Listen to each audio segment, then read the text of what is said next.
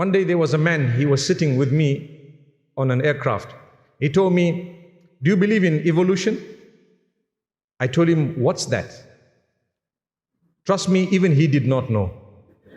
He didn't know. He told me, we are from apes. I said, I'm from Adam. Maybe you're from the ape. Huh? I am from Adam. Maybe you're from the ape. Subhanallah.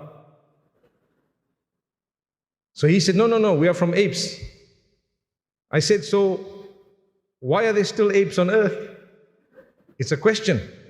And why the apes on earth are not changing to man? By now, should be no more apes. Anyway, that discussion ended in a nice way, in a very beautiful way. And what we agreed is we have to also respect those apes. Not because they are his grandfathers, but because it's a creation of Allah. Human beings, we are part of one family. Human beings are part of one family, no matter what.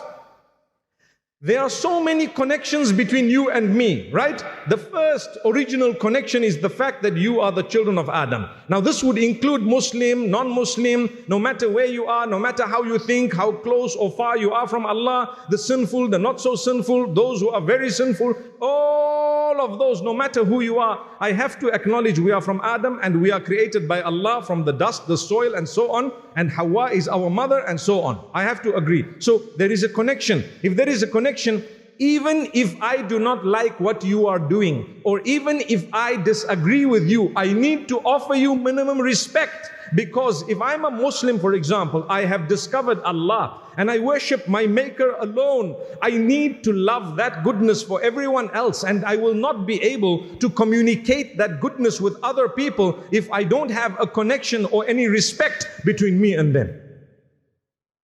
How can I convey the message I have if I have no respect for anyone? No, my brother, carry yourself with respect. Continue. If you disagree, you disagree. I can disagree with you very strongly. Like this brother who was telling me about apes. I disagree very strongly. But we made a joke about it. We laughed and he started to laugh and so on. I told him, I see this, and it went on quite a bit. But end of the day, I managed to get my word in. You understand what I'm saying?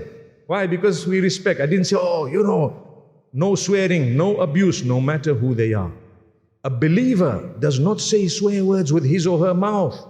A believer does not utter falsehoods, does not hurt people. Intentionally you are swearing, abusing. You are not allowed to do it even with those who are far away. Allah says, وَلَا تَسُبُّوا الَّذِينَ يَدْعُونَ مِن دُونِ اللَّهِ فَيَسُبُّوا اللَّهَ عَدْوًا بِغَيْرِ عِلْمٍ. Don't mock at or joke about or abuse those who are worshipping deities and gods besides Allah, because then they will also have a reaction and they will start to abuse and mock and joke about Allah without knowledge. Subhanallah Rabbil Alameen.